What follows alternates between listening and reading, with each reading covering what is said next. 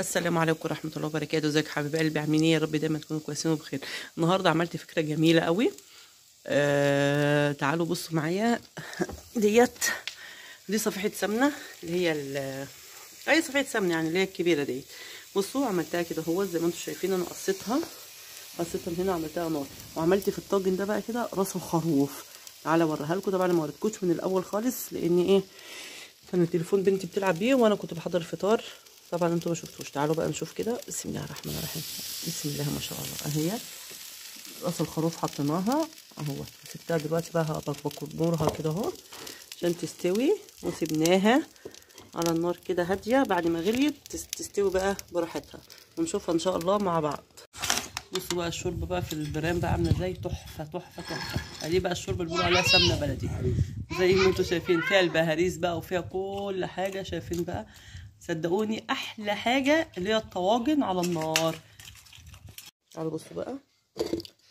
استنى سخن خالص، بصوا بقى ما شاء الله الجمال، السمنه البلدي والدنيا دي. استنى دلوقتي هنشيلها مع بعض، الطوف بتاعها اوريها لكم. بصوا الجمال والتحفه، كاننا في البدو بتاع. طبعا هنا عشان انا عامله في طواجن وعلى النار دي. ليه؟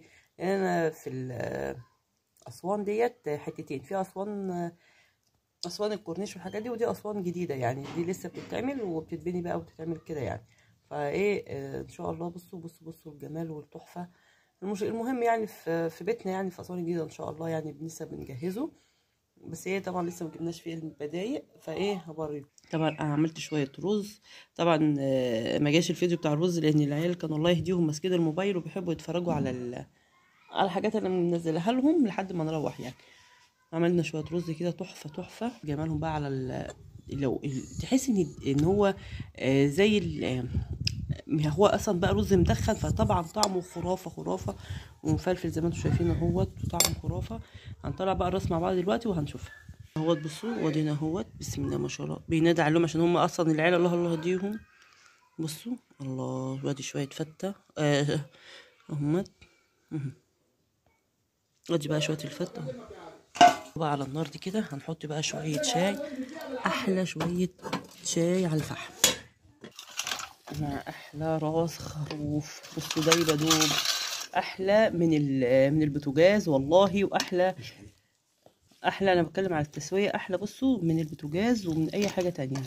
الخشب مع النار دي بصوا ده بدوب ازاي. هي عشان سخنه مش عارفه امسكها.